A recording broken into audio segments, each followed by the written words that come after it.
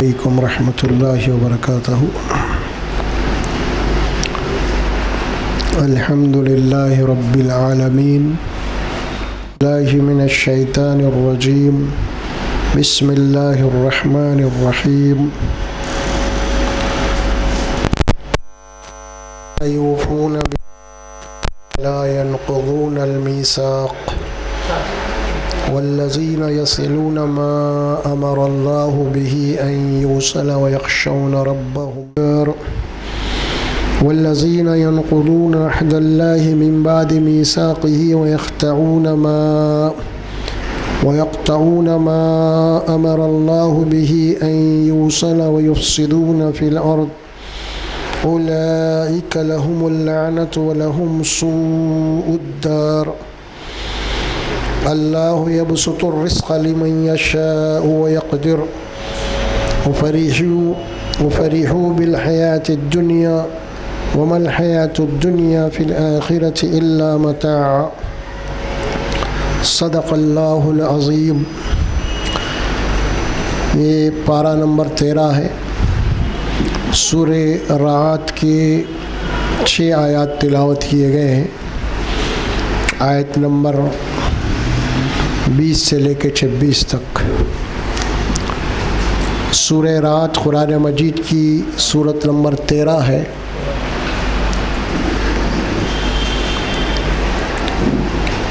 اللہ رب العزت جو ہے ان آیات میں سب سے پہلے تو اپنی کتاب کا تذکرہ کیا۔ أَفَمَن يَعْلَمُ أَنَّمَا أُنزِلَ إِلَيْكَ مِن رَّبِّكَ الْحَقُّ كَمَنْ هُوَ أَعْمَىٰ۔ اللہ فرماتے ہیں کہ جو کتاب اللہ نے نازل کی ہے آپ کے رب کی طرف سے آپ کے اوپر، جو حق ہے، اور وہ لوگ جو بالکل اندھے بنے ہوئے ہیں، یعنی جن کے پاس کتاب کا علم ہے اور جن کے پاس کتاب کا علم نہیں ہے، وہ اندھے کیا دونوں برابر ہو سکتے ہیں؟ اس کے بعد اللہ نے فرمایا کہ انما یتذکر اولو الالباب۔ یہ اصل بات ہے۔ اللہ فرماتے ہیں کہ حقیقت یہ ہے کہ اللہ کی کتاب سے، یعنی اللہ کے تعلیمات سے وہی لوگ نصیحت حاصل کر سکتے ہیں، یا انہی لوگوں کو نصیحت ملتی ہے جو عقل والے ہیں، اولو الالباب، صاحب سمجھ ہوتے ہیں۔ تو ظاہر ہے کہ کتاب کا تعلق انسان کی عقل سے ہے، بڑا گہرا تعلق ہے اس کا۔ ہم اگر کتاب پڑھتے ہیں لیکن اس کے اوپر غور و تدبر نہیں کرتے تو پھر کتاب سے کچھ بھی نہیں ملتا آپ کو۔ یہ قرآن ہے، بہت عظیم اللہ کی کتاب ہے یہ تو، بلکہ دنیا کی ایک معمولی کتاب بھی آپ پڑھتے ہیں، جب تک اس کے اوپر آپ غور و فکر نہیں کرتے، آپ ظاہر ہے کہ جو بھی مضمون آپ پڑھ رہے ہیں اس کو آپ سمجھ نہیں سکتے۔ پھر ہر چیز کے اوپر آپ کو غور و فکر کرنا ضروری ہوتا ہے۔ تو یہاں پہ وہی بات فرمایا کہ یہ کتاب بھی اللہ کی کتاب ہے، انسانوں کی ہدایت کے لیے ہے۔ تو بھی ظاہر ہے کہ حقیقت یہ ہے، اس کے سوا اور کچھ نہیں، کہ اس کتاب سے نصیحت انہی لوگوں کو ملتی ہے جو اولو الالباب ہوتے ہیں، عقل والے ہوتے ہیں، سمجھ والے ہوتے ہیں، غور و فکر کرتے ہیں۔ کیونکہ انسان کی یہ فطرت ہے، بلکہ اس کا ہر انسان کا ایک مسلمہ ہے، جو چیز اس کے یہاں جتنی قیمتی ہوگی اس کے نزدیک وہ اس کے اوپر اتنا ہی غور و فکر کرے گا۔ جو چیز اس کے پاس معمولی ہے، اس کی کوئی اہمیت نہیں ہے، وہ اس کے اوپر کبھی خاطر میں نہیں لاتا ہوں۔ تو فطری بات ہے یہ۔ تو ظاہر ہے کہ ہم دنیا کی ہر کتاب کے اوپر غور و فکر پڑھتے ہیں، تو اس کے معنی یہ ہے کہ ان کتابوں کے ہمارے پاس قدر و قیمت ہے، اور نہیں پڑھتے ہیں تو اللہ کی کتاب کو ہم بغیر سوچے سمجھے نہیں پڑھتے، پھر اس کے یہ معنی ہوئے کہ اس کتاب کی اہمیت نہیں ہے آپ کے پاس۔ یہ الگ بات ہے کہ آپ تقدس کے طور پہ جو ہے نا آپ اس کو برکت والی کتاب مانتے ہیں، قسم کا جیسو اپنی جگہ ہے، لیکن عملاً کیا ثبوت ہے آپ کا، عملاً کیا رزلٹ نکل رہا ہے آپ کا۔ آدمی عمل کو دیکھتا رہے بھائی میں تو بہت اس کی بڑی کتاب مانتا ہوں، متبرک مانتے ہیں، لیکن بھائی آپ وہ کتابیں جس کی حیثیت نہیں ہے. ہاں ظاہر ہے کہ اگر آپ کوئی کل آج انٹر کی آپ کتاب پڑھ لی اس کا ڈگری میں جا رہے ہیں تو وہ انٹر کی کتاب کو آپ کے بازو ردی میں پھینک دیتے آپ. کیا بھائی لیکن یہ کتاب اس کے تعلق سے آپ کا کیا رویہ ہے پھر؟ یہ پوچھ رہا اللہ تعالیٰ. اسی لیے فرمایا آگے بڑھنے سے پہلے اس کی وضاحت کر رہا ہوں میں کہ انما یتذکر اولو الالباب. حقیقت واقعہ یہی ہے کہ اللہ کی کتاب سے انہی لوگوں کو نصیحت مل سکتی ہے، ہدایت مل سکتی ہے جو عقل والے ہیں. قرآن مجید کی دعوت کیا ہے؟ قرآن مجید کی دعوت یہ کہ قرآن اپنے پڑھنے والوں کو غور و فکر کی دعوت دیتا ہے. قرآن خود غور و فکر کی دعوت دیتا ہے اپنے پڑھنے والوں کو. قرآن کبھی یہ نہیں کہتا کہ تم سرسری پڑھ کے نکل جاؤ. اس کو سرسری پڑھنے والی کتاب ہے ہی نہیں ہے.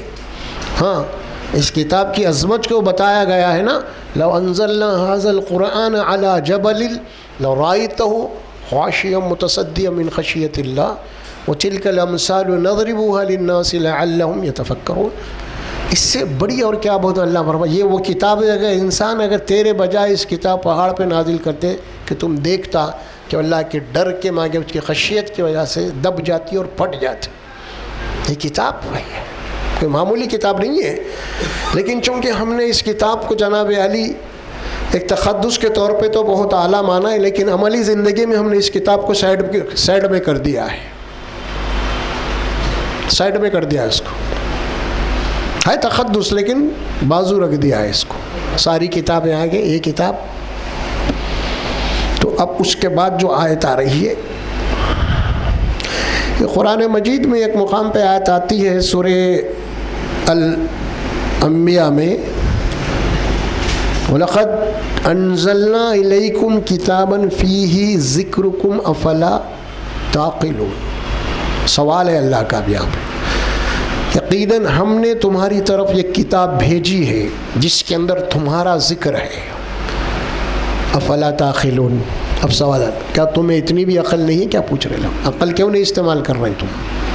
یہ سوال تھا اللہ کا وہاں پہ. الذین یوفون بعہد اللہ ولا ینقضون المیثاق. ابھی کچھ باتیں ہیں اس میں جس میں اللہ تبارک و تعالیٰ جن کو جنت ملنے والی ہے، جو جنت میں داخل ہونے والے ہیں، ان کے کچھ اوصاف یہاں پہ بتایا ہے. سب سے پہلے جو بات فرمائی جا رہی الذین یوفون بعہد اللہ ولا ینقضون المیثاق. جو لوگ اللہ سے کیے ہوئے عہد کو پورا کرتے ہیں، اللہ سے جو انہوں نے عہد کیا ہے، جو وعدہ کیا اس کو پورا کرتے ہیں. تو اللہ سے کیا ہوا عہد کون سا ہے؟ آخر ایک عہد تو وہ ہے جو ہم نے کیا تھا الست بربکم، کیا میں تمہارا رب ہوں یا نہیں؟ سب نے گواہی دی ہے. پھر اس کے بعد دنیا میں آنے کے بعد پھر ہم نے ایک عہد کیا اشہد ان لا الہ الا اللہ واشہد ان محمد. ایک اللہ سے یہ عہد ہے اب ہمارا. اب یہیں سے ایک بندہ مسلمان بھی بنتا ہے، اسلام میں بھی داخل ہوتا ہے. یہ وہ کلمہ ہے جس کے ذریعے سے اللہ اور بندے کے درمیان میں ایک عہد، ایک میثاق، ایک اگریمنٹ ہو رہا ہے. اس بات کی گواہی دی جا رہی ہے کہ اے اللہ تو ہی الہ واحد ہے، تیرے سوائے کوئی الہ اور معبود نہیں ہے. اور میں گواہی دیتا ہوں کہ محمد رسول اللہ صلی اللہ علیہ وسلم آپ کے آخری رسول ہیں. مطلب یعنی آپ نے رسول بنا کے بھیجا ہے، اور میں اس بات کی گواہی دیتا ہوں کہ میں آپ کی پوری اتباع کروں گا، اطاعت کروں گا، آپ کے نقش قدم پہ چلوں گا، اور آپ کے سوائے انسانوں میں سے کسی اور کو میں اپنا آئیڈیل نہیں بناؤں. یہ گواہی ہے. کلمے میں یہ صرف کلمہ پڑھ لینا نہیں ہے، بلکہ وہاں پہ عہد ہے. یہ رسول کو ماننے کے معنی یہ ہے کہ اب محمد رسول اللہ کے علاوہ کسی اور کو میں اپنا آئیڈیل نہیں بناؤں گا. چاہے نہ باپ، نہ بیٹا، نہ بھائی، نہ لیڈر، نہ مرشد، نہ مرید، کوئی نہیں، کسی بھی کوئی. میرے لیے نمونہ صرف محمد رسول اللہ صلی اللہ علیہ وسلم. ہر جگہ ہر آن ہر، یہ ہے ایگریمنٹ، یہ ہے وعدہ، یہ ہے عہد جو اللہ سے ہم کر رہے ہیں، اقرار جو ہو رہا ہے نا. تو کیا کرتے ہیں، اس عہد کو پورا کرتے ہیں لوگ. عہد کرنے کے بعد، وعدہ کرنے کے بعد اسے پورا کرتے ہیں. اب یہ عہد تھا، اس عہد کی مشق ہے ایک. وہ مشق کیا ہے؟ یہ عہد کی ایک مشق ہے. وہ مشق کیا ہے؟ ایاک نعبد و ایاک نستعین. یہ مشق ہے. دیکھیے اب اسی عہد کی مشق ہے. اللہ میں تیرا بندہ ہوں، تیری ہی عبادت کروں گا، تیری ہی پرستش کروں گا، تیری ہی پوجا کروں گا، اور تجھ ہی سے مدد مانگوں گا. یہ عہد کا اقرار ہے، بار تجدید ہے، رینیول ہو رہا. دن میں 5 مرتبے کم سے کم فرض نمازوں میں 17 رکعتیں ہوتی ہیں. 17 دفعے ہر بندہ صرف فرض نماز میں اللہ سے اپنے کیے ہوئے عہد کی تجدید کر رہا ہے بار بار. وہ بھی اللہ کے حضور میں ٹھہر کے کر رہا ہے، اللہ کی تکبیر باندھ کے کر رہا ہے کہ اللہ تو سب سے بڑا ہے، میں تیرا غلام ہوں. بول کے اب یہ بندہ اقرار کر رہا ہے، عہد کر رہا ہے. الذین یوفون بعہد اللہ. اسلام میں وعدے کی بڑی اہمیت ہے، بہت بڑی اہمیت ہے. چاہے وہ اللہ سے کیا ہوا وعدہ ہو، چاہے بندوں سے کیا وعدہ ہو. یہ نہیں کہ صرف اللہ سے ہے، لیکن بندوں سے کیا وعدہ بھی اللہ تبارک و تعالیٰ فرمائے وہ بھی بہت بڑا. اللہ کے پاس اس کی بھی پوچھ ہونے والی ہے. یہ سورہ مائدہ شروع ہوتی ہے انہی آیات سے، یا ایھا الذین آمنوا اوفوا بالعقود. اے مومنو، تم جن سے وعدہ کیا عہد کے اس کو پورا کرو. پوری زندگی ہم جہاں بھی دن کے بھی درمیان میں رہے نا، جن سے ہمارے تعلقات ہیں، وہ سب آپس میں ایک دوسرے کی کچھ عہد و اقرار ہے. ہم شادی کر رہے ہیں، ہماری بیوی ہے تو ہمارا ایک عہد و اقرار ہے نا. ماں باپ ہیں، ان کا بھی عہد و اقرار ہے ان سے کہ وہ ہمارے ماں باپ ہیں، ان کے احسانات ہیں اور میں ان کی خدمت کروں گا، ان کا حق ادا کرنے کی کوشش کروں گا. آپ معاملات کرتے، لین دین کرتے، اس کے بھی ایک دوسرے کے اوپر وعدے ہوتے ہیں، وہ بھی پورا کرنا ہے آپ کو. پڑوسیوں کے ساتھ بھی کچھ آپ کے حقوق ہیں، اس کو بھی پورا کرنا ہے آپ کو. رشتہ داروں کے ساتھ بھی آپ کے عہد و اقرار ہے، وہ بھی پورا کرنا ہے آپ کو. تو پوری زندگی انسان کی جو ہے وہ وعدے میں جکڑی ہوئی ہے. ہر جگہ پہ آپ نے وعدہ کر لیا بھائی آپ کو آنا ہے کل انشاءاللہ آؤں گا، یہ بھی ایک وعدہ ہو گیا، آؤں گا میں انشاءاللہ. آپ نے کسی کو مال قرض لے لیا بھائی میں فلاں تاریخ کو ادا کروں گا اتنے دنوں کے بعد، یہ بھی آپ کے اوپر وعدہ ہو گیا، مقروض ہو گیا اب آپ کسی کے. ساری چیزیں ایک ملک دوسرے ملک سے معاہدے کرتے ہیں، بڑی بڑی کمپنی ایک دوسرے سے معاہدے کرتے ہیں. تو اللہ قرآن میں جو بات فرمایا، سب سے پہلے زندگی کی کامیابی کا راز یہ ہے کہ جو وعدہ تم کرے اس کو پورا کرنا ہے. بڑی اہمیت ہے اس کی قرآن، بہت بڑی. ان العہد کان مسئولا فرمایا قرآن میں، بے شک جن سے تم نے وعدہ کیا ہے نا اس کے بارے میں تم سے سوال ہوگا، پوچھ ہوگی اگر تم اس کی خلاف ورزی کرے تو. بلکہ حدیث میں تو یہاں تک بات آئی کہ وعدہ خلافی کرنا، وعدہ کر کے وعدے کو توڑنا نفاق کی ایک علامت ہے، منافق کی. جس میں سے 4 علامتیں رسول اللہ صلی اللہ علیہ وسلم فرمائے منافق کی 4 علامتیں ہیں نا، اس میں سے ایک یہ ہے کہ وَإِذَا وَعَدَ أَخْلَفَ. جب تم کسی سے وعدہ کرو پھر اس کے خلاف کرو، یہ نفاق ہے، چارہ نہیں. اللہ کے نبی فرماتے ہیں 4 علامتیں اگر کسی میں تو پکا منافق ہے. اگر 4 میں سے اگر ایک ہے تو چارہ نہیں. 25% نفاق ہے اس کے پاس، 25% نفاق ہے اس کے پاس. بخاری و مسلم کی حدیث ہے یہ، اس میں بات بتا دی گئی ہے. وعدے کی بڑی اہمیت ہے اس سلسلے میں،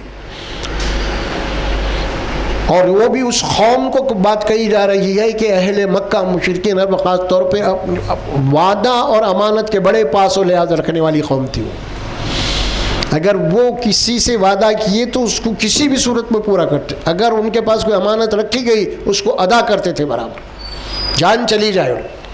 لیکن وعدے کے بڑے پاس و لحاظ رکھنے والے تھے وہ. ان کے اندر کچھ خرابیاں تھیں لیکن بہت ساری خوبیاں بھی اس قوم میں تھیں. اور یہاں اللہ ایمان والوں کو تو خاص طور پہ یہ حکم دیا جا رہا ہے، یا ایھا الذین آمنوا اوفوا بالعقود. ہر جگہ معاملہ، آپ نوکری کر رہے ہیں وہاں پہ بھی آپ جس کے پاس کام کر رہے ہیں اس کے بھی آپ کا عہد ہے، آپ کا ایک وعدہ ہے آپ کا. چاہے وہ گورنمنٹ کی نوکری ہو چاہے وہ خانگی ہو، آپ کہیں جا پہ کہیں پڑھا رہے ہیں کہیں ٹیچنگ کر رہے ہیں، آپ کے اوپر ایک وعدہ ہے کہ بھائی آپ کو سیلری دی جائے گی، آپ کے اوپر فرض ہے کہ بچوں کی تعلیم کریں پوری. یہ ساری زندگی پورا وعدہ ہی وعدہ ہے. دیکھیے آپ غور کر کے اگر دیکھیں گے، اسی لیے فرمایا یا ایھا الذین آمنوا اوفوا بالعقود. اور یہاں جو بات فرمائی الذین یوفون بعہد اللہ، یہ اللہ سے کیا ہوا عہد ہے. ایک عہد اللہ سے ہوتا ہے اور دوسرا عہد خود بندوں سے ہوتا ہے. اور بندوں سے بھی جو عہد ہو رہا ہے نا، اس میں بالواسطہ اللہ کو انوالو کرتے ہیں. کیسے کرتے ہیں؟ بھائی میں آپ سے قرض لیا ہے، میں آپ سے وعدہ کرا، تو کیا کہتے ہیں وہ آپ؟ انشاءاللہ. لا لیا نا آپ اللہ کو گواہ میں، معاملہ آپ کا میرا ہے، حالانکہ گواہ کون ہے؟ اللہ. اگر میں وعدہ کر کے اس کا آپ کو دھوکہ دوں گا، فراڈ کروں گا، تو پھر اللہ تبارک و تعالیٰ کے ساتھ فراڈ ہوگا. یہ دھوکہ وہاں ہوگا. یہ غلط فہمی میں نہیں رہنا ہے کہ میں آپ کو دھوکہ دے رہا ہوں. نہیں نہیں، میں تو اللہ کو گواہ بنایا ہے، اللہ کو دھوکہ دے رہا ہوں میں پس پرت. یہ دھوکے دینے والی بات ہے نا. اسی لیے فرمایا کہ جو کام بھی کرو تو پھر انشاءاللہ بولو. مطلب یہی ہے کہ بھئی اللہ کی مرضی، اس کی چاہت سے کام ہوگا. آپ نے اللہ کو گواہ بنا لیا ہے. تو یہ اہم چیز ہے کہ ہر جگہ اللہ ہمارے ساتھ کھڑا ہوا ہے، گواہ بن کے کھڑا ہوا ہے. یہ ہے اسلام کی اصل روح اور اسپرٹ. اس میں ہے کیا بنیادی بات کیا کہی جا رہی ہے؟ یہ بات کہی جا رہی ہے کہ مومن جو ہوتا ہے نا، اس کے کچھ اوصاف ہوتے ہیں اور وہ بڑے پکے ہوتے ہیں. اور مومن کو جانچنا اور پہچاننے کا ایک معیار ہوتا ہے، یہ واقعی میں ایمان والا ہے یا نہیں ہے. یہ بات ہوتی ہے. دیکھیں رسول اللہ صلی اللہ علیہ وسلم کی خیر نبوت سے بات، نبی بنے تو چھوڑ دیجیے. آپ نبوت سے پہلے آپ کی کیا خصوصیت تھی؟ صادق اور امین. ابھی تو نبی نہیں بنائے گئے تھے، نبوت سے پہلے ہے سارا معاملہ. تو صادق اور امین آپ کی شخصیت تھی. اور وہ اتنی یعنی پختہ قوم کے اندر تھی کہ ہر ایک کے ذہن و دماغ میں آپ کی صداقت اور امانت کوٹ کوٹ کے بھری ہوئی تھی. اسی لیے رسول اللہ صلی اللہ علیہ وسلم کو جب نبی بنایا گیا تو یہ بات تھی کہ بھائی ایک آدمی جھوٹ نہیں بول سکتا. بندوں کے متعلق ایک آدمی جھوٹ نہیں بول سکتا تو اللہ کے متعلق کیسے بولے گا؟ یہ بات تھی وہاں پہ سمجھانے کی. اصل میں آپ غور کر کے دیکھیں گے کہ آپ پہلے جب چڑھے کوئی پہاڑ کے اوپر چڑھ کے جو قوم کو دعوت دیے، پکارے، کیا بات تھی وہاں پہ؟ کیا پوچھا اپنے قوم سے؟ پیغام پہنچانے سے پہلے کیا پوچھا قوم سے؟ تم میرے متعلق کیا سمجھتے ہو؟ اگر میں تم کو یہ بولوں کہ پہاڑ میں کھڑا ہوا ہوں اور پہاڑ کے ادھر پیچھے ایک دشمن کھڑا ہوا ہے جو تمہارے اوپر لشکر ہے، حملہ آور ہونے والا ہے، اگر میں یہ بات بولوں تو کیا تم سچ مانو گے؟ سب نے کہا کہ بالکل مانیں گے. ابھی ہم نے کبھی یہ تجربہ نہیں ہوا ہمیں کہ آپ کبھی جھوٹ بولے ہو. بالکل آپ جو بات بھی بولیں گے صحیح ہے. یہ ساری قوم گواہی دینے کے بعد اس کے بعد اللہ کا پیغام آپ نے سنایا. تو اب یہاں پہ کیا بات ثابت ہو رہی ہے اپنے کو؟ یعنی قرآن مجید خود رسول اللہ صلی اللہ علیہ وسلم کی گواہی پہ کھڑا ہوا ہے. پہلے نبی کی صداقت پہ قرآن کھڑا ہوا ہے. پہلے اگر وہ قوم پہلے بولتی کہہ رہے بھئی آپ کیا، آپ تو آپ کو کئی دفعہ آپ جھوٹ بولتے سنا ہے، تو اب یہ قرآن بھی بول رہے تو جھوٹ ہی بول رہے ہوں گے، بولتے ہے نا. ایک صداقت کھڑا ہوا ہے، مسلمہ لوہے کے چنے اپنا منوا لیا اللہ کے نبی نے. ایک بھی آپ کی مخالفت میں گواہی نہیں دیا. ہر ایک نے کہا کہ آپ جو بات بھی بولیں گے، میں تجربہ ہے کہ آپ سچ کے سوا جھوٹ نہیں بولیں گے، آپ ہمارے امین اور صادق ہیں. تو ایمان والوں کی یہ کوالٹی ہے. کچھ بھی ہو جا چاہے وعدے کا پکا ہونا چاہیے. یہ سورہ احزاب میں بھی آیت آتی ہے جس میں یا ایھا الذین آمنوا اتقوا اللہ وقولوا قولا سدیدا. اے ایمان والو، اے مومنو، اللہ سے ڈرو اور جب بھی بات کرو تو بڑی سچی اور پکی مضبوط بات کرو. ہیر پھیر والی بات نہیں، بات بڑی سچی اور پکی ہونا. صحابہ نے رسول اللہ سے پوچھا صلی اللہ علیہ وسلم، یا رسول اللہ کیا مومن جو ہے بخیل ہو سکتا ہے؟ اللہ کے نبی نے کہا بخیل ہو سکتا ہے. یا مومن کاہل بھی ہو سکتا ہے؟ ہاں ہو سکتا ہے. کیا مومن جھوٹا ہو سکتا ہے؟ جھوٹا نہیں ہو سکتا. ایمان اور جھوٹ دونوں ایک جگہ جمع نہیں ہو سکتے. نہیں ہو سکتی ہے. ہمارے اندر آج جھوٹ دھوکہ فریب کوٹ کوٹ کے بنا ہوا ہے.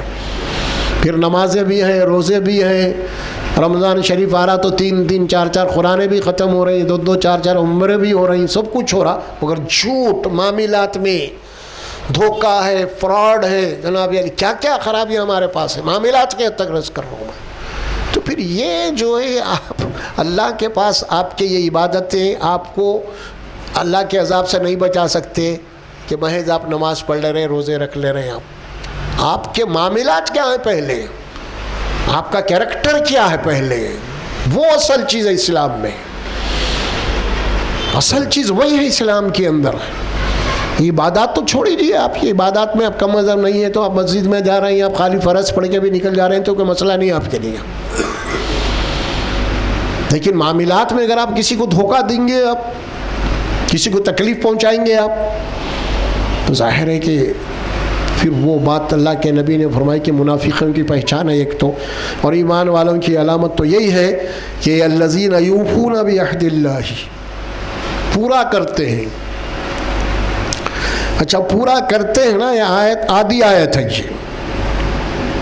اس کے بعد اس کے دوسرے جو جملے ہیں اس کے بعد, اللہ سے کیے ہوئے عہد کو پورا کرتے ہیں, اور ولا ينقضون المیثاق, میثاق کے معنی کسی سے وعدہ کیے ہیں آپ, پھر توڑتے نہیں اس کو. دیکھیے آپ اس کی ضد بھی بتا دی گئی, پورا کرتے ہیں لیکن توڑتے نہیں. اب کچھ بھی ہو جائے, آج ہمارے پاس وعدے پہ وعدہ, آپ کسی سے لین دین کیے, کسی کو آپ دیے, جناب علی کے وعدہ ہو گیا, 1 دفعہ 2 دفعہ ملتا, اس کے بعد آپ پھر کے آپ تھک جانا, آپ انہیں ملتا نہ انہیں دیتا آپ کو. اب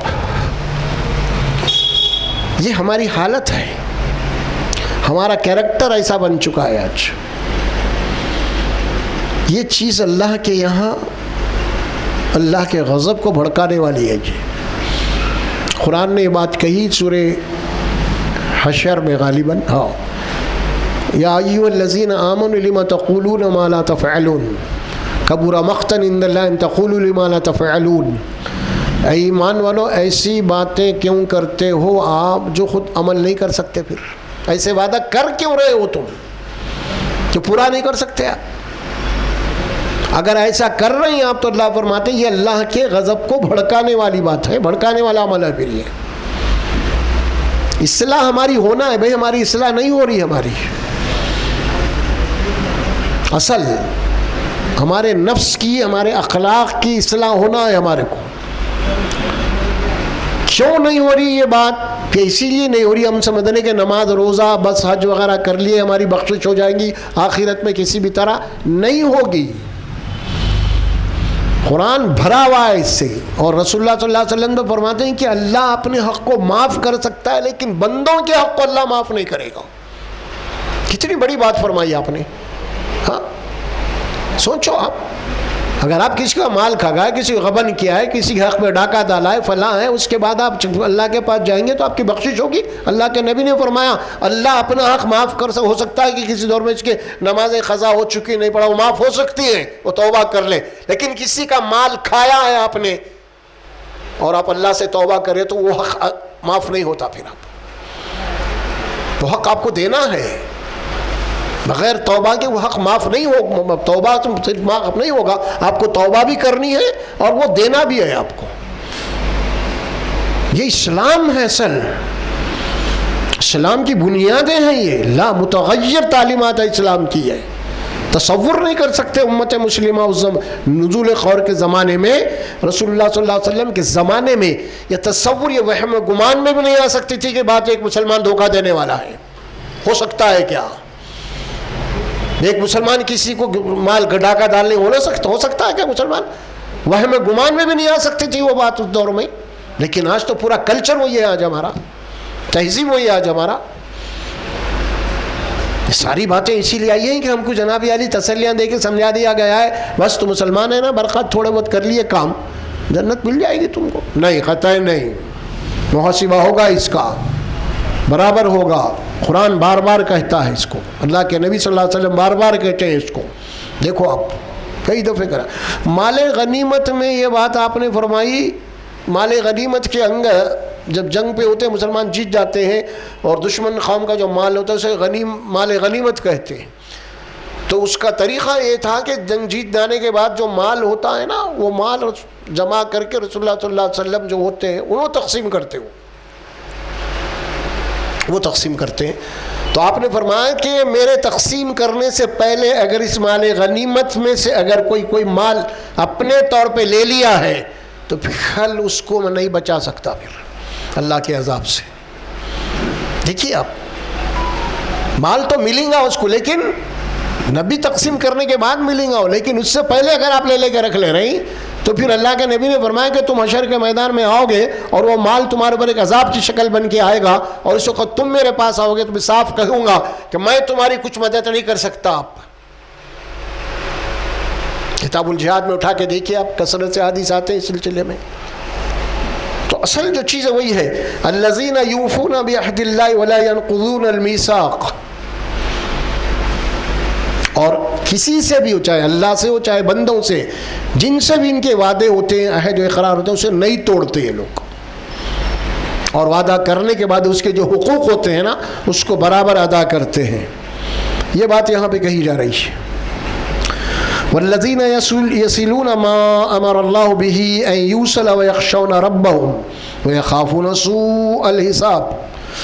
اور یہ وہ لوگ ہیں اللہ نے جو احکامات انہیں دیے ہیں معاشرے میں، سماج میں، سوسائٹی میں جوڑ کے رکھنا تعلقات کو، ایک دوسرے سے مل کے رہنا، تو اس کو یہ ملا کے رکھتے، توڑتے نہیں، بچھڑتے نہیں، اس میں تنازعات پیدا کر کے تعلقات کو خراب نہیں کرتے. امر اللہ بولا اللہ نے، والذین یصلون ما امر اللہ، اللہ نے جو حکم دیا ہے کہ آپس میں تعلقات کو میل ملاپ کے رکھنا ہے، آپ کو اس کو برابر یہ ملا کے رکھتے ہیں، اس میں اس کے اندر کوئی تنازعات نہیں پیدا کرتے، اور نہ آپس میں ایک دوسرے خلاف. آپ حدیث سنتے ہیں اس سے، میں سمجھتا ہوں آپ سنے بھی ہوں گے اس سے پہلے. اللہ کے نبی نے کیا بات فرمائی؟ جو تم سے کٹتے ہیں تم ان سے جڑو. یہ مت بولو کہ انہوں نے ملے تو میں بھی نہیں ملتا، یہ مومن کی شان نہیں ہوتی ایسا کہنے والا. یہ بات فرمائی کیونکہ مومن جو ہوتا ہے نا اس کے پاس ایک اللہ کا علم ہوتا ہے، اور جو یہ بات کہہ رہا ہے کہ میں نہیں ملتا اس کے پاس جہالت ہے، اس کے پاس وہ جاہل ہے. وہ بلکہ ایک مومن کے پاس وہ جہالت نہیں ہے. اللہ کے نبی نے فرمایا نہیں تم ایسا مت کرو، تم میں دیتا، انہوں دیتے تو میں بھی دوں گا، انہوں میری مدد کر تو میں بھی کروں گا، وہ ملے تو میں بھی ملوں گا، نہیں تو نہیں. منع ہے یہ. وہی بات فرمائی والذین یصلون ما امر اللہ بہ ان یوصل، فرمایا ویخشون ربہم. کیوں کرتے ہیں ایسا؟ کیونکہ ان کو اپنے رب سے کا خطرہ ہے، ڈر لگا ہوا ہے. ڈرتے ہیں وہ اپنے رب سے. کس بات سے ڈرتے ہیں وہ؟ دیکھیے کھول دیا قرآن نے. اب کیا کھولا؟ وَيَخْشَوْنَ رَبَّهُمْ وَيَخَافُونَ سُوءَ الْحِسَابِ. ایک برے دن کا حساب. یخافون سوء الحساب، برے حساب سے ڈرتے ہیں. جب آپ یہاں پہ بددیانتی کریں گے، آپ یہاں پہ جھوٹ دھوکہ فریب اس قسم کے جائیں گے تو بہت برا حساب ہونے والا ہے وہاں پہ. اور یہ ایمان والے کیا ہیں؟ اس سے ڈرتے ہیں برے حساب سے. کیوں؟ اسی لیے ڈرتے ہیں کہ وہاں پہ نہ تو سفارش چلنے والی ہے، نہ تو لین دین چلنے والا ہے. وہاں پہ اللہ کے اوپر کوئی پریشر ڈالنے والا ہے جیسا دنیا میں ہوتا ہے، وہ نہیں ہوگا. اور اللہ تو فرمایا کہ ہماری عدالت میں آنے کے بعد پھر لا ظلم اليوم، ذرہ بھی ظلم نہیں ہوگا آپ کا، حق تلفی ضربی نہیں ہوں گی. پورا تمہارا حساب لے گا، پورا تم کا حساب چکا دیا جائے گا. یہاں جو بات فرمائی نا، وہ ڈرتے ہیں اور یخافون سوء الحساب، برا حساب. برا حساب کیا ہے؟ سوائے جہنم کے کوئی ٹھکانہ نہیں اس کا. یہ ہے برا حساب. ڈرتے ہیں، ان کو لگا ہوا ہے، ان کو خطرہ لگا ہوا ہے، ان کو مرنا ہے، حساب دینا ہے. میں آپ کا مال کھا جاؤں گا، فلاں کچھ کروں گا تو میں بچنے والا نہیں ہوں کل. ہاں دنیا کے اندر میں کمزور ہوں، میں کچھ نہیں کر سکتا، آپ کا کچھ نہیں بگاڑ سکتا، لیکن آخرت میں اللہ میری طرف سے کھڑا ہو جائے گا آپ کے لیے. وہ خالق کائنات، تمام طاقتوں قوتوں کو جو مالک ہے، کل وہ فیصلہ کرنے والا ہے. کیسے ہوگا پھر یہ؟ ہم سمجھ رہے ہیں کہ خالی ہمارے پاس شرک نہیں ہے، بدعت نہیں ہے، بس باقی سب مرضی کے نہیں بھائی، ایسا نہیں ہے. جس کے پاس شرک و بدعت نہیں ہے نا، اس کے پاس بھی یہ برائیاں نہیں ہوتی ہیں. اگر اس کے پاس سب شرک نہیں ہے تو جناب سمجھے ساری برائیاں ہیں، تو حقیقت میں اس کے پاس شرک ہے. غیر شعوری تو انہیں سمجھ رہا ہے کہ موٹی موٹی ظاہری چیزوں کو شرک سمجھ رہا انہیں، لیکن اس کی عملی زندگی جو رسول اللہ اور کتاب اللہ کے خلاف گزر رہی ہے، اللہ کی آیات کی تکذیب ہو رہی ہے، اللہ کے احکامات کا انکار ہو رہا ہے، کہ معمولی جرم ہے یہ. اللہ حکم دیا تھا کہ شیطان بھی شرک نہیں کرا. کیا بھائی کرا؟ شرک کرا؟ شیطان نہیں کرا. بت کی پوجا کرا؟ شیطان نہیں کرا. کیا کرا؟ کچھ بھی نہیں کرا. اللہ کے حکم کی خلاف ورزی کرا ہے نا. حکم دیا نہیں کرا. وہی بول رہے ہیں اللہ بھی. کیا بول رہے ہیں اللہ بھی یہاں پہ؟ دیکھیے اوپر ہے نا، والذین یصلون ما امر اللہ. یہ امر اللہ، اللہ کا امر. اور شیطان کے متعلق بھی یہی لفظ ہے قرآن میں، قال یا ابلیس، اے ابلیس تو سجدہ کیوں نہیں کرا؟ اذ امرتک، جبکہ میں نے تجھے حکم دیا تھا. اور یہاں بھی ایمان والوں کو وہی بات بولی جا رہی ہے کہ میں نے تم کو حکم دیا تھا. معاملات، تعلقات، دوست احباب فلاں فلاں، ان کو تعلقات کو نہیں توڑنا، میل ملاپ رکھنا. آپ کی رشتہ داری ہے، تعلقات ہے، پڑوسیاں جو بھی ہیں، اللہ نے جن چیزوں کو ملا کے رکھنے کا حکم دیا ہے نا، ان کو ملا کے رکھتے ہیں لوگ، اس کا حکم ہے. اور وہ اپنے رب سے کیا کرتے ہیں؟ خشیت، خوف، ایک ڈر کی وجہ سے ان کا دل ہمیشہ نرم ہوتا ہے. خشیت کے معنی کیا ہے؟ دل نرم ہو جانا. یخشون ربہم،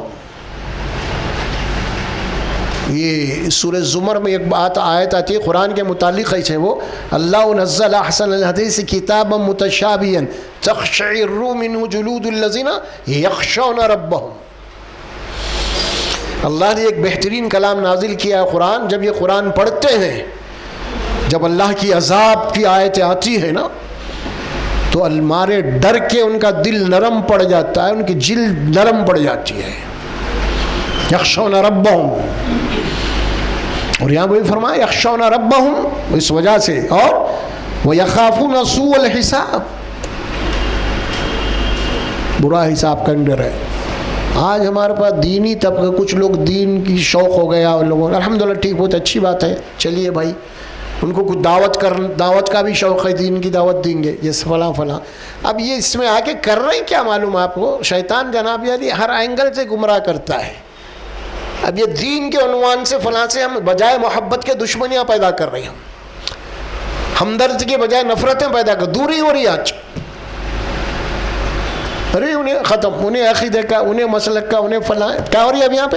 نفرتیں، دین کے نام سے نفرتیں آ رہی. وہ دو صفاچٹ بغیر دیندار نماز نہیں پڑھتے جناب علی، آپس میں ان کے پاس خلوص محبت ہے، لیکن یہ دیندار جناب علی، انہیں وہ جماعت کا، انہیں مسلک کا، نفرتیں گول رہے پورے. یہ ماحول پیدا ہو گیا آپ کا، ہے نہیں یہ بات ہمارے پاس. خطرناک جو مسئلہ آج ہمارے پاس چل رہا ہے نا، یہ دین کا شعور آ گیا بولے تو ایک دوسرا فتنہ بھی دین کے نام سے نفرتوں کا ماحول پیدا ہو گیا ہے. دیکھ رہے ہیں ہم آج سے دیکھتے تھے کہ 40-50 سال پہلے دیکھتے تھے ہم، مسلمانوں کے پاس آپس میں مسلمانوں کے متعلق یہ نفرت نہیں تھی، دین نہیں تھا، اتنے مسجدیں بھی فل نہیں تھے، اتنے عالمہ نہیں تھے، اتنے مفتیاں نہیں تھے، اتنے حافظہ نہیں تھے، اتنے جماعتیں بھی نہیں تھے 50-60 سال پہلے. لیکن مسلمان آپس میں ایک دوسروں سے خلوص تھا، محبت تھی، اپنائیت تھی. لیکن آج جناب علی دین کے نام سے، جماعتوں کے عنوان سے، مفتیوں کے عنوان سے، فلاں فلاں کر کے جناب علی آج مسلمان دین کے عنوان سے نفرتیں پیدا ہو رہی ہیں، دوریاں پیدا ہو رہی ہیں، تلخیاں پیدا ہو رہی ہیں. یہ بات بتائی جا رہی ہے یہاں پہ. مل کے رہو، ملا کے رہو.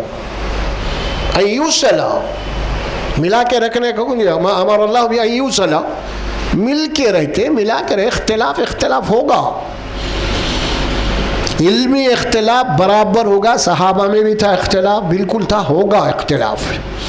اختلاف قرآن کی کی نص سے قطعی سے اختلاف نہیں ہوتا قرآن کی کسی آیت سے. قرآن کے کسی آیت کے مطلب کو سمجھنے میں میرا زاویہ کچھ ہو سکتا ہے, آپ کا کچھ ہو سکتا ہے, اس کو سمجھنے میں ہوتا ہے, لیکن نص جو آیت ہے اس میں کسی مسلمان کا انکار نہیں ہوتا, اختلاف نہیں ہوتا. ہوتا کس میں ہے؟ اس کو کچھ سمجھنے میں ہو رہا, اس کی تعبیرات میں ہو رہا, اس میں اس کے فہم, میرے اور آپ کے فہم کے ادراک میں ہو رہا ہے. اتنی سی بات ہے اور کچھ نہیں. ورنہ آپ غور کر کے دیکھیں گے ہر مسلمان وہ کوئی بھی ہو, قرآن اللہ کا جو کلام ہے اس معاملے میں بڑا مخلص ہے, وہ کسی آیت کا انکار نہیں کر سکتا ہو, لیکن آپ کے تشریحات کا انکار ہوگا. اس میں بہت ساری باتیں ایسی آ سکتی ہیں, لیکن اس کو بنیاد بنا کے امت کے اندر کوئی فتنہ نہیں کھڑا کر سکتے آپ. امت کے اندر جو ہے کوئی پارشلٹی نہیں پیدا کر سکتے. بہت بڑی نفرت پیدا ہو گئی آج ہمارے سامنے, ہمارے آپس میں دیندار طبقوں کے اندر خاص طور پہ فتووں پہ فتوے جاری ہو رہے ایک دوسروں کے خلاف, نفرت کا ماحول پیدا ہو رہا ہے آج. ہاں, یہ محسوس نہیں کرے کہ دشمن ہمارے تعلق سے کیا کر رہا, ان کے تعلق سے ہم خاموش بیٹھے ہوئے غفلت میں, دشمن کے تعلق سے لڑ رہے ہیں تو آپس میں ہم. اہم بات ہے, اللہ تبارک و تعالیٰ جو بات فرماتے ہیں یہ باتیں ہیں, اور ہر آدمی یہ سمجھ رہا ہے اس وقت, ہر آدمی میں جو سمجھا وہی صحیح ہے, سامنے والا غلط ہے پورا. بہت بڑا فتنہ ہے یہ, بہت بڑا فتنہ ہے. ایسی بات ہی نہیں ہے کچھ بھی. سب سے پہلی بات تو تعبیرات میں ہو سکتی ہے, تشریحات میں اختلاف ہو سکتا ہے, نہیں بول گئی, احادیث کو سمجھنے میں اختلاف ہو سکتا ہے, محدثین کی روایات میں اختلاف ہو سکتا ہے, یقیناً ہو سکتا ہے, ہوا ہے. 1400 سال جب ہمارے تاریخ موجود ہے ہمارے سامنے, لیکن وہ لوگ آپس میں کبھی اس قسم کی ایک دوسرے کو کفر کے فتوے نہیں دیے, دشمنیاں نہیں تھی آپس میں, بڑے مخلص تھے ایک دوسرے کے لیے, دعائیں بھی کرتے تھے ایک دوسرے کے لیے. یہاں تو بددعائیں ہیں, کیا کیا ہو رہا ہے, اللہ محفوظ رکھے. ذرا ان کے جماعت سے, ان کے نظریے سے ذرا بھی انہیں ہٹا تو ختم ہو گیا, آپ انہیں لعنت ہی بن گیا. آپ اس کو تو دشمن سمجھ رہے ہیں, اب آپ اس کو کافر سے زیادہ بھی جنا اہمیت نہیں دے رہے ہو. عجیب عجیب. اللہ رحم فرمائے ہمارے اوپر.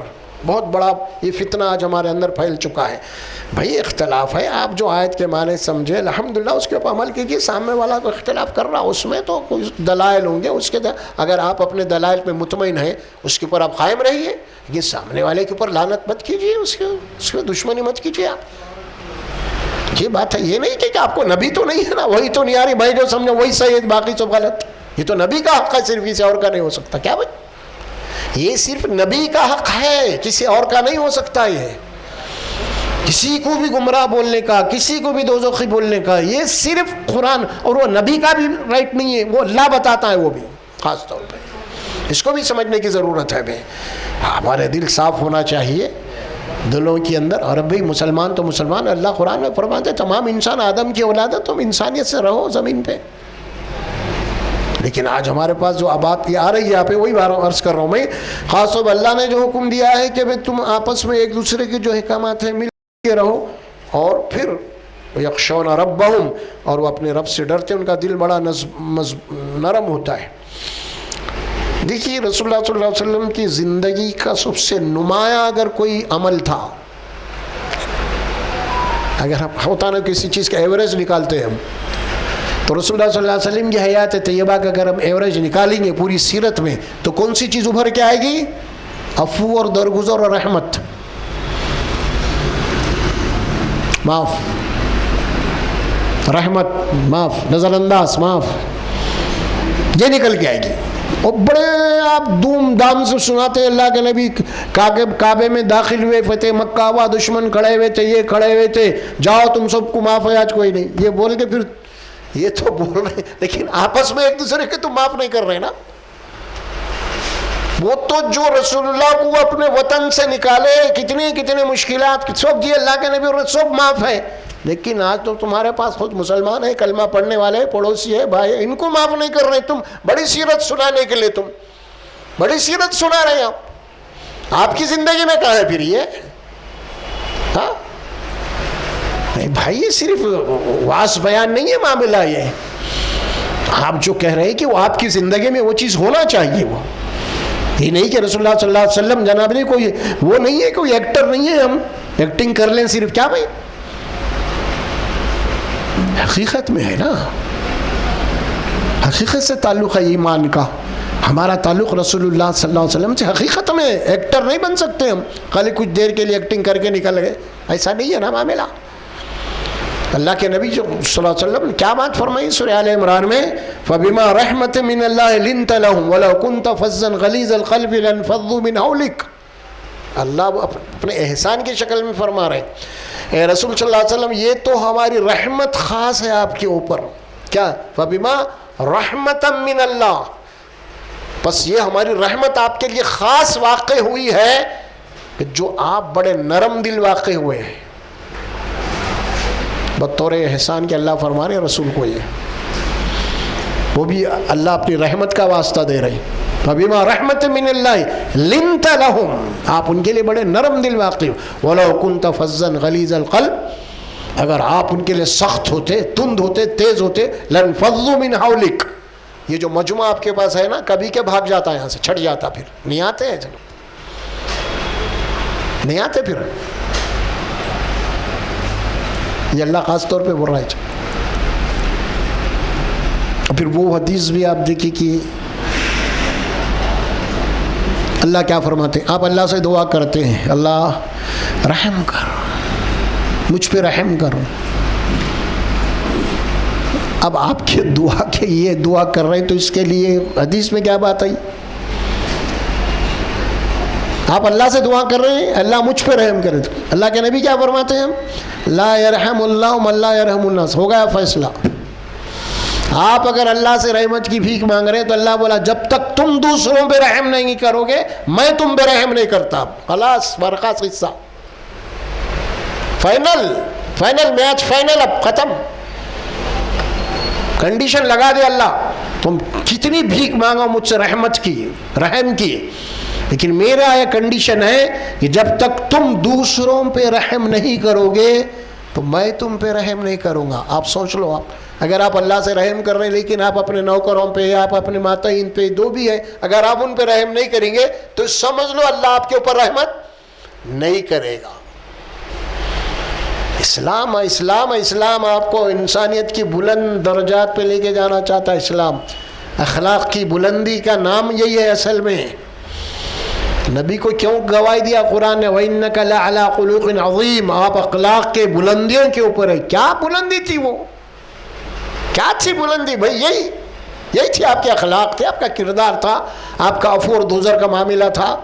آپ کے ساتھ اتنا جناب حیوانی سلوک کیا گیا, آپ کے اوپر گالی گلوچ کیے گئے, پہ پتھراؤ کیا گیا, وطن سے نکالا گیا. یہ سب ہونے کے بعد جب پوری طاقت اور قوت سے آپ مکے میں داخل ہو رہے ہیں, ایسا بھی نہیں کہ بدلہ نہیں لے سکتے, نہیں, پوری طاقت اور پاور سے آ رہے ہیں آپ, اور پورے سامنے نیچے منڈیاں ڈال کے کھڑے ہوئے جنہوں نے آپ کے ساتھ جو سلوک کیا تھا مکے میں, سب کے ایک ایک کے اوپر نظر پڑی اللہ کے نبی کی.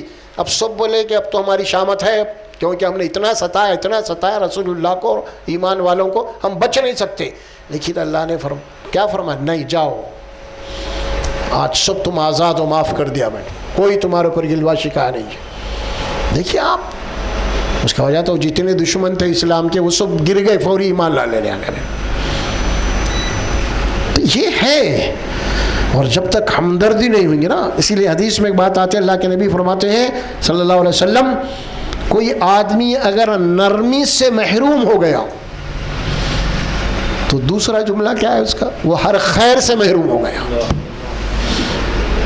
جس کے پاس دوسرے انسانوں کے لیے نرمی نہیں ہے, عفو اور درگزر نہیں ہے, رحم نہیں ہے, تو اللہ کے نبی فرماتے ہیں کہ وہ ہر خیر سے محروم کر دیا گیا. خیر اس کے قریب آتا ہی نہیں. اب اس کا معاملہ ایسا ہے کہ بھائی اب نرم دل نہیں ہے, سخت دل ہے. سخت دل کے معنی کیا ہے؟ سخت دل کے معنی ہے فرعون, جلات, ہارون, نمرود, ابو جہل, ابو لہب, یہ بڑے سخت دل کے تھے نا, مسلمانوں کو ایسی تکلیف دی. پھر ان لوگوں میں شمار ہوگا. پھر نرم دل, یہ اللہ کی رحمت ہے جو قرآن کہا, جس کے سینے میں نرم دل ہے اللہ کی رحمت ہے. اس کے ساتھ آنا ہے بھائی, ہم نہیں صرف نماز روزہ حج یہ دین سمجھ رہے ہیں. ہم صرف کوئی بھوکا ہے تو ہم احساس ہی نہیں ہو رہا اس کی بھوک کا. بچے بازو والے کے بل آ رہے ہیں, ہمارا معلوم ہے کہ کھانے کو نہیں ہے تو کوئی اثر ہی نہیں ہو رہا. یہ شقی القلب ہے, یہ لوگ سخت دل. اثر نہیں ہوتا ان کے دوسروں کے تکلیفوں کا، دوسروں کے بھوک اور پیاس کا، کوئی احساس نہیں ہوتا انہیں. کیوں نہیں ہوتا؟ ان کے دل سینے میں جناب علی وہ دل نہیں ہے، پتھر ہے، پتھر. آنسو نہیں آتے ان لوگوں کو دوسروں کے تکلیفوں کے اوپر. تو انسانیت ہی نہیں ہے نا. یہ قرآن نے ایک مثال دی نا سورۃ البقرہ کے اندر، بنی اسرائیل کو مخاطب کر کے، ان کے دل اتنے سخت ہو گئے کہ پتھر سے بھی زیادہ سخت ہو گئے.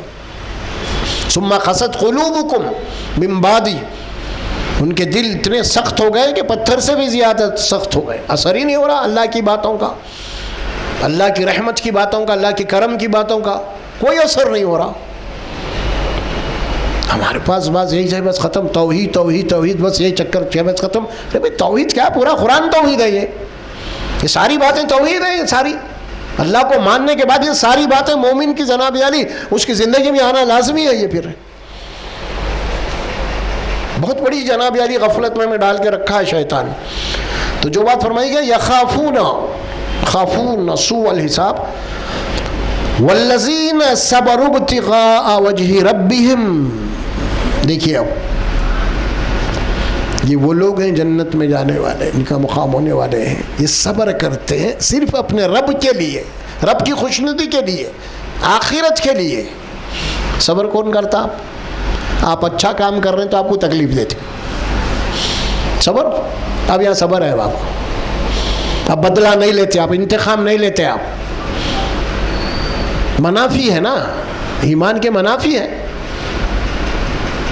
اگر کوئی آدمی بھوکا اور پیاسا، آپ کا بازو والا، آپ کا پڑوسی، آپ کے خاندان میں فلاں فلاں، اور جناب علی اور وہ جب کھاتا پیتا تھا پریشان تھے اور وہ آپ کو نہیں دیا، دیکھ کے خاموش بڑھ گیا آپ کے حالات کو. اور کبھی ایسے دن اللہ پلٹا دیا کہ آپ کو اللہ تعالیٰ وہ موقف لانا، اس کو بازو والے کو جو ہے اس وقت اس کو جو ہے مشکلات میں لا لیا، تو اب کیا کام کریں گے آپ یہ نہیں کر سکتے. انہیں نہیں کرا رہے ہم تو میں بھی نہیں کروں گا. نہیں، اب انتقام نہیں لے سکتے. اب آپ کو صبر کرنا پڑتا، معاف کر دینا پڑتا. یہ اس کی جہالت تھی. وہ والذین صبروا ابتغاء وجہ ربہم، اور یہ صبر کرتے ہیں، برداشت کرتے ہیں صرف اپنے رب کے لیے، کسی اور کے لیے نہیں. میں دے رہا ہوں تو صرف میرے رب کے لیے دے رہا ہوں. انہیں نہیں دیا تو اس کا ذاتی معاملہ تھا، لیکن میں اگر دے رہا ہوں تو میرا رب کا معاملہ ہے، حکم ہے، میں دے رہا ہوں. وجہ ربہم، اور وقاموا الصلاۃ، اور نماز قائم کرتے ہیں. اب آئی ذکر دیکھو بعد میں، اب نماز کا ذکر بعد میں آ رہا. پہلے یہ کام تو کر لو تم پہلے، بعد میں نماز. اب یہ اوصاف ہونا ہے تمہاری زندگی میں. اب نماز بعد میں، تم پہلے نماز کو بھاگ رہے نا، پہلے اللہ، اب ان کا ذکر کیا، پھر بعد میں نماز بولا. اور کیوں بولا نماز کو؟ اسی لیے بولا وقاموا الصلاۃ، نماز قائم کرتے ہیں، نماز پڑھتے نہیں. دیکھیے نماز کے ساتھ ایک چیز لازمی ہے جو آپ اکثر سنتے ہیں واعظ و بیانوں میں، وہ سورہ مدثر کے گائے سنائی جاتی ہے. دوزخی پوچھیں گے ان لوگوں سے، آپ تم دوزخ میں کئی کو آئے، بولے کیا بولیں گے انہوں؟ نماز نہیں پڑھتے تھے. ان کا جواب ہوگا، لیکن یہ ادھورا جواب ہے، پورا نہیں ہے.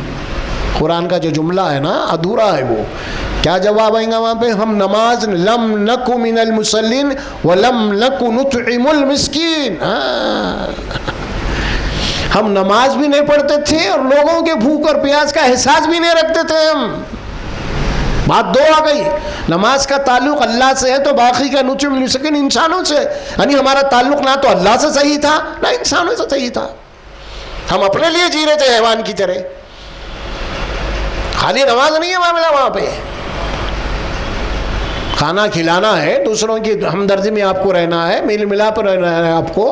ساری چیزیں جیسے آپ الگ نہیں رہ سکتے. آپ اپنی الگ مسجد بنا لے کے نہیں رہ سکتے. آپ کو امت میں رہنا ہے، آپ کو انسانوں کے درمیان میں رہنا ہے. آپ کو مقابلہ ہوگا، حالات سے ہوگا، اختلافات سے ہوگا، سب سے ہوگا، علمی گفتگو ہوں گے، بحث مباحثے سب ہوں گے. وہ اس کے اوپر ہم جناب علی استقامت کے ساتھ ٹھہرے رہیں گے حق کے اوپر. دیکھیے یہاں بھی خالی نماز نہیں ہے، اب کہیں بھی نماز کا ذکر جہاں بھی قرآن میں آیا ہے کیا بول کے آیا؟ اقیموا الصلاۃ وآتوا الزکاۃ. خالی کہیں بھی نہیں آیا نماز کا ذکر. یا پھر اگر اقیموا الصلاۃ کے بعد آتوا الزکاۃ نہیں آیا تو وہاں کیا آیا؟ ومما رزقناہم ينفقون، انفاق کا لفظ آیا. آپ دیکھ لو سورہ پہلے پارے میں وہی ہے نا، الذین یقیمون الصلاۃ ومما رزقناہم ینفقون، یؤمنون بالغیب کے بعد نماز پڑھتے ہیں اور خرچ کرتے ہیں. خرچ کر کے کس کو خرچ آتی ہے؟ اور یہاں بھی وہی بات آ رہی ہے. وَأَقَامُوا الصَّلَاةَ کے بعد کیا جملہ آ رہا ہے؟ وَأَنفَقُوا مِمَّا رَزَقْنَاهُمْ. نماز پڑھنے والا بخیل نہیں ہو سکتا. نماز پڑھنے والا صرف اپنا نہیں سوچ سکتا. سمجھے آپ؟ یہ ذہن میں رکھو. اسی لیے با جماعت نماز آپ کے لیے فرض کی گئی. کندھے سے کندھا لگاؤ، ایک دوسرے سے آپ کا تعلق ہونا، کنیکشن ہونا. آپ کندھا لگا کے ٹھہر رہے ہیں تو آپ بازو والے سے واقف ہونا، انہیں کس حال میں ہے. یہی ہے مسجد میں آنا، 5 وقت جماعت، یہی ہے اصل میں. یہ کاندھا وہ ہوتا جو جنازے کو لگاتے آپ، یہ تھوڑی دیر کا کاندھا ہوتا، لے آ کے گڑھے میں ڈالنا ہے. یہ 5 وقت کا جو کھندا ہے نا، یہ زندوں کو زندہ کھاندا ہے. یہ اگر آپ کھاندا دے کے وہ زندے کو اس کی تکلیف کا احساس نہیں ہو رہے تو گویا کہ یہ کھاندا آپ کا جنازے کا کھاندا ہے. پھر ساتھ نہیں دے رہے آپ. کیا فرمایا؟ اقاموا الصلاۃ کے بعد وانفقوا مما رزقناہم، جو کچھ بھی ہم نے انہیں دیا ہے نا اس میں سے بڑا خرچ کرتے رہتے. خرچ کے معاملے میں کیا فرمایا؟ مما، جو کچھ بھی جتنا بھی ہم نے ان کو دیا ہے اس میں یہ نہیں کہ بڑے دولت مند ہے جو کر رہے ہیں، ایسا نہیں ہے. جو کچھ بھی دیا ہے، یہ بات سورہ آل عمران میں آئی. اس کی وضاحت الذین ينفقون فی السراء والضراء والکاظمین الغیظ والعافین عن الناس واللہ یحب المحسنین. یہ وہ لوگ ہیں جنت کے وارث. وہاں بھی جنت کا ذکر ہے. یہ جنت کے وارث وہ لوگ ہیں نا، ينفقون فی السراء. سرائی کے معنی الحمدللہ خوشحال ہے، اللہ نے نوازا ہے، رزق کشادہ ہے ان کے پاس، اس میں سے خرچ کر رہے ہیں، لٹا رہے ہیں. اور دوسرا جملہ کیا ہے؟ والضرائی. ضرائی کے معنی کیا ہے؟ یہ تکلیف میں ہے، یہ خود بھی، ان کا بھی ہاتھ تنگ ہے، لیکن وہ یہ دیکھتے ہیں کہ میرے سے بھی زیادہ کوئی پریشان ہے کیا، اس کی کچھ نہ کچھ مدد کر دیتے ہیں.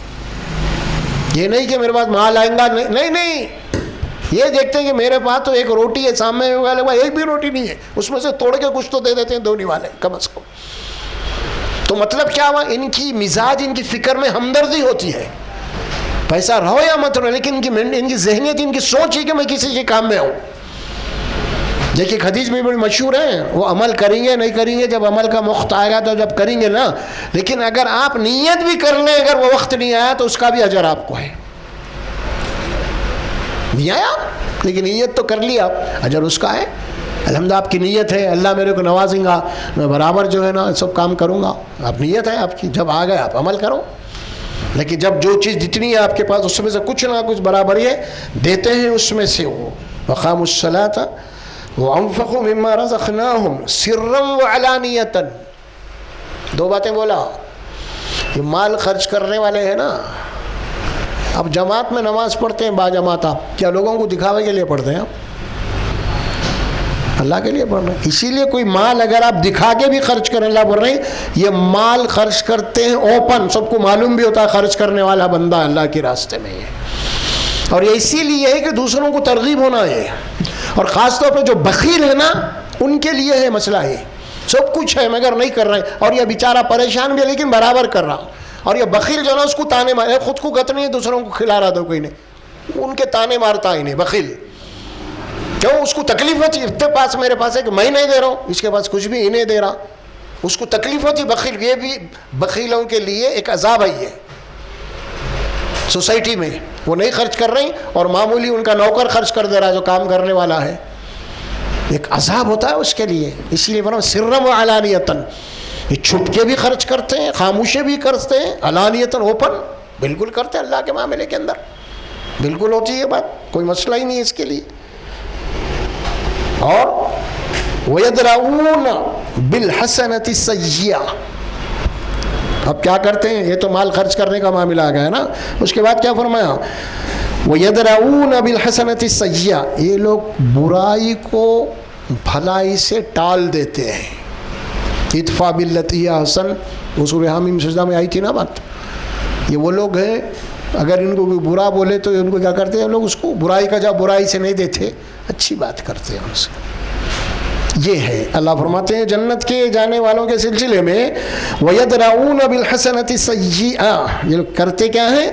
ان کی عملی زندگی کیا ہوتی ہے؟ یہ کبھی بھی لوگ جیسا کرے ویسا کروں گا نہیں بولتے، بلکہ لوگ برا بھی کرے تو میں اچھا کروں گا ان کے ساتھ، ٹال دیتے ہیں بری باتوں کو اچھی باتوں سے.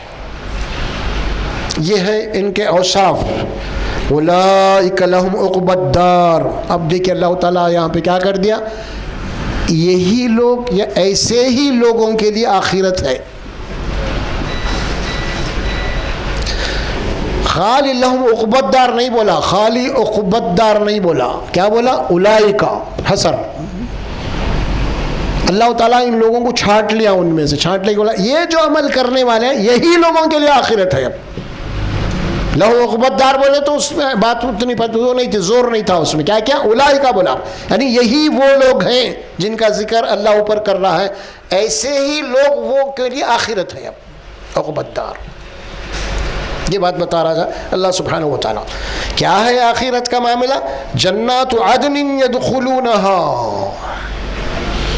گھنے باغات، ہمیشہ ہمیشہ کے باغات. جنات کے معنی گھنے باغات، ہما قسم کے میوے، ہر قسم کے میوے، سدا بہار زندگی، ہمیشہ کی زندگی. وہ جنت میں ان کو داخلہ ملے گا. کہ دنیا کی زندگی 40 سال 60 سال 100 سال بڑے تکلیفوں سے، بڑے مشکلوں سے گزارے، کئی بیماریوں سے گزارے، کئی ٹینشنوں سے گزارے، کئی ڈپریشن سے گزارے، کتنے کتنے کیا کیا تھے سب. لیکن اللہ بولا وہاں کی جو زندگی ہوگی سدا بہار، کوئی ٹینشن نہیں. کیا کہا قرآن نے جنتیوں کے لیے جو الفاظ استعمال کیا وہ کیا تھے؟ لا خوف علیہم ولا هم یحزنون. یہ جنتیوں کے لیے الفاظ، یہ کوئی خوف کوئی غم نہیں. وہ زندگی ان کو وہاں ملنے والی ہے، دنیا میں نہیں. دنیا میں اگر ایمان والے پکے ایمان والے ہیں تو اگر نبی بھی ہے تو ان کو ڈر خوف لگا ہوا یہاں پہ. جیسے لوگ اس کو دنیا سے جوڑتے ہیں، دنیا سے نہیں اس کا تعلق، اس کا جنت سے ہے. کیونکہ نبیوں کو بھی قرآن میں بنا ہم امتحان لیں گے، بولا خوف سے بھی آزمائیں گے، بولا اللہ تعالیٰ. خوف بھی ہوگا نا پھر آزمائش میں، آپ کو آئیں گے. نبی کے اوپر بھی ایسے آزمائش آئے نا، غمزدہ ہوئے نہیں ہوئے نبی؟ آپ کو مارا گیا، خون لے تو غمزدہ ہوئے نا. تو پھر یہ قرآن کی آیت کہاں جوڑیں گے آپ؟ دنیا سے نہیں اس کا تعلق، وہاں سے ہے. وہ جب جنت میں داخل کر دیے جائیں گے تو کوئی غم نہیں، کوئی خوف نہیں، کوئی رنج نہیں. یہ ہے اللہ سبحانہ و تعالی جنتوں کے لیے خاص طور پر اشارت دی گئی. جنات عدن یدخلونہا، اس کے بعد ومن صلح من آبائہم وازواجہم وذریاتہم. نہ صرف یہ جنت میں جائیں گے بلکہ ان کے ساتھ جو لوگ بھی اپنی اصلاح کیے ہیں ان کے رشتہ داروں میں 3 رشتہ داروں کا ذکر کیا. ومن صلح من آبائہم، اگر ان کے باپ اگر وہ بھی صلح کر لیے، اصلاح کر لی ہے اپنی، تو یہ بھی ان کے ساتھ جنت میں جائیں گے. اور وازواجہم، اگر ان کے بیوییں بھی جناب علی اصلاح کر لی ہیں وہ بھی ان کے ساتھ رہیں گے جنت میں. وذریاتہم، اگر ان کی اولاد بھی ان کے ساتھ اصلاح کر لی ہے تو وہ بھی جنت میں. کیا مطلب ہوا یہاں پہ؟ آپ اپنے باپ سے پیار کر رہے ہیں، اپنے بیویوں سے کر رہے ہیں، آپ اپنے بچوں سے کر رہے ہیں، لیکن اگر وہ دوزخ میں جا رہے ہیں آپ جنت میں جا رہے ہیں تو کتنا بڑا رنج ہوگا وہ. ہاں آپ تو جنت میں نا، یہ بھی ہوں گا نا. اللہ بولے نہیں، تم یہ سب بھی اصلاح کرو، تم پورے گھر کے گھر والے جنت میں جا سکتے. ہاں اب بہت بڑی بات آ رہی اس کے بعد، جملے جو آ رہے ہیں نا، کیا مقام ہوگا ان جنتیوں کا. سبحان اللہ. وذریات والملائکۃ یدخلون علیہم من کل باب سلام علیکم بما صبرتم. جنت کے ہر دروازے سے فرشتے داخل ہوں گے، صبح شام آتے رہیں گے، جاتے رہیں گے. کیا بولیں گے؟ تمہارے اوپر سلامتی ہو اللہ کی، مبارک ہو تمہیں جنت، سلام علیکم. دیکھا آپ نے فرشتے ڈیوٹی پہ لگا دیا اللہ جنتی ہو، جاؤ میرے بندوں کے اوپر سلام کرو. سلام علیکم والملائکۃ یدخلون علیہم، یعنی جنت میں داخل ہوں گے ان کے اوپر، جنت میں داخل ہو کے کیا دعا دیں گے؟ سلام علیکم. الفاظ آتے ہیں نا من کل باب سلام علیکم بما صبرتم. وجہ بھی بتا رہے ہیں. سلامتی ہو، جنت تمہیں مبارک ہو، ہمیشہ ہمیشہ ہے. بہت عقل مندی کا کام کر کے آئے تم، جو صبر کر کے آئے نا اسی لیے جنت مل گیا. تم بے صبرے ہوتے، وہاں پہ فساد کرتے، تم سمجھ میں آ رہا، انتقام کرتے، تم کیا بولا، تو کیا بولا، میں کیا بولا، کیا بول رہا، کیا دیکھ رہا، کیا کر رہا، اگر یہ چکر چلاتے تو وہ دوزخ میں جاتے. تم بہت عقل مندی کا کام کر کے آئے تم. بات صبر تو موٹے الفاظ میں بول رہا ہوں بھائی، اچھا کیا وہ سمجھداری کا کام کر کے آیا بھائی، نہیں تو بھی بک ہو جاتا تھا کیس میں. سمجھے آپ، یہی بات ہے نا. تو یہاں فرشتے بول رہے ہیں بہت اچھا کیے تم، بدلے نہیں لیے، صبر کر لیے، یہ صبر کا بدلہ ہے. کیا وہ سلام علیکم بما صبرتم فنعم عقبی الدار. اب یہ آخرتوں کی نعمتوں بھری جنت تمہارے لیے ہے. یہ کیسا کلام ہے اللہ کا. یہ اللہ کا کلام آپ دیکھیں کیسا ہے. ہم تو صرف ترجمہ پڑھ رہی ہیں. جو اہل زبان تھے جب کتاب نازل ہو رہی تھی، براس رسول اللہ کی زبان مبارک سے جب سن رہے تھے، موتیوں کی طرح قرآن کے الفاظ، کیونکہ وہ کلام ان کا کلام تھا، ان کی زبان تھی، اس کی گہرائی میں ڈوب جاتے تھے وہ لوگ. اب جنت بولے تو ان کو خالی اتنا ہی معلوم ہوتا، کیونکہ ہماری مادری زبان نہیں ہے. جنت عربی کا لفظ ہے، کتنے کتنے معنی نکلتے اس کے. ہم جنت باغات بولے تو شمس آباد آم کے جام کے پپئی کے باغات ہیں، وہ یہی سمجھتے اپن. اتنا ہی سے میننگ آتی سو اس میں. جنات جب آتا تو ان کا اہل زبان تھے، تصور میں آتا ہے کہ جنات بولے تو کیا کیا چیزیں آئیں گے اس میں. تو کیسا ان کے اوپر قرآن جادو کر دیا تھا. قرآن سے متاثر ہو رہے تھے وہ لوگ، اسی لیے متاثر ہو کے جو ایمان لا رہے تھے. بھئی کیا کلام ہے اللہ کا. ہم یہ چاہتے ہی یہی، پھر ہر انسان یہی چاہتا ہے نا، ہمیشہ کی زندگی، سدا بہار زندگی، نعمتوں بھرے زندگی. پھر میں، میرے بیوی، میرے بچے، وہ بھی میرے ساتھ ہمیشہ رہیں گے. کتنی بڑی بات ہے. کیا کیا سمجھ، عربی زبان ہے، بر رات سن رہے تھے وہ لوگ، بات کچھ سمجھ رہے تھے. قرآن اثر کر رہا تھا، فوری ایمان لا رہے تھے. قرآن ہتھیار تھا وہاں پہ اصل میں. اب چونکہ ہمارا بھی زبان نہیں ہے ہماری، پھر بھی ٹوٹے پھوٹے انداز میں کچھ ہم اردو میں سمجھ لے رہی ہے، لیکن اس کی گہرائی تک نہیں پہنچ سک رہے ہم ابھی.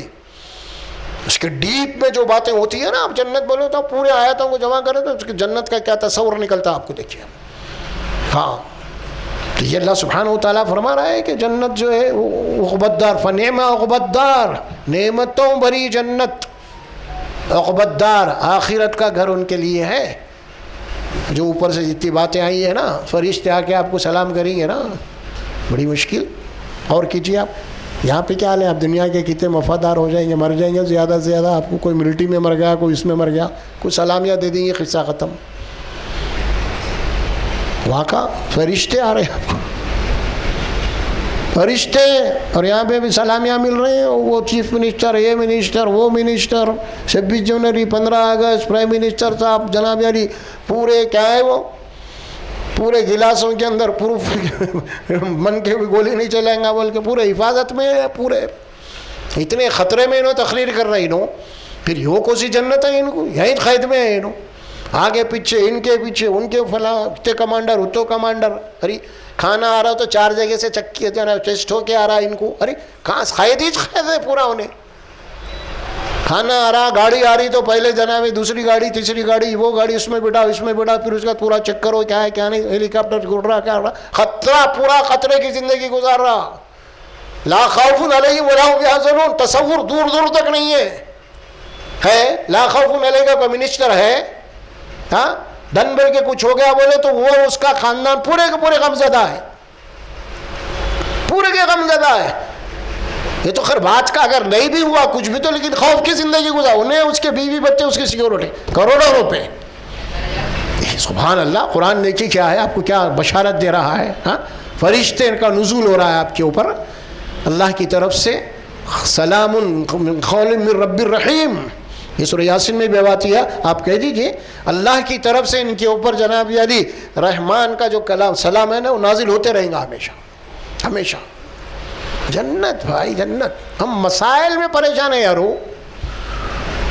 دین بولے تو مسائل میں بحث مباحثہ کا نام ہوگا، وہ بحث، یہ بحث، یہی چل رہی بحث. نہیں بابا، دین ہے اصل اپنے نفس کی ذاتی اصلاح کا نام ہے.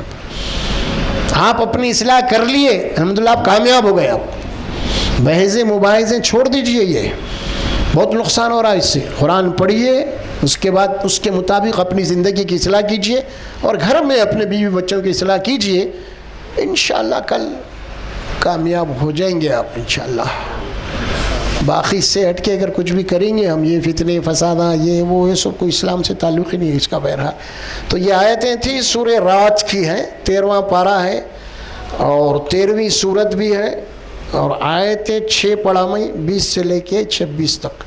اس کو آپ حضرات بھی گھر میں جا کے پڑھیے, پھر ایک بار خود پڑھیے, ترجمے سے پڑھیے, کچھ تفسیر بھی پڑھ لیجیے آپ, تاکہ آپ کا ایمان, ڈائریکٹ پڑھیں گے تو آپ کا ایمان یہ سننے کے بعد اور تازہ ہو جائے گا. ایمان کا تازہ ہونا ہی اصل ذکر اللہ ہے.